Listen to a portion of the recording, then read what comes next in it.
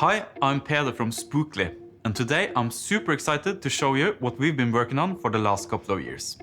Right now, my colleague is in the bathroom, so I'm gonna show you Spookly on his computer. Spookly plays scary Halloween sounds at custom intervals. I'll click Start, set an interval, and hide the browser. Oh, hi! How was your trip to the bathroom? It was okay.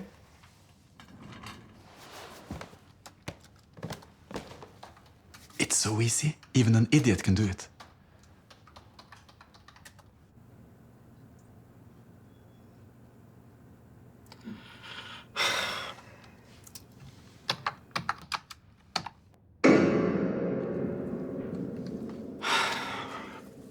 Is this that Spookly thing again?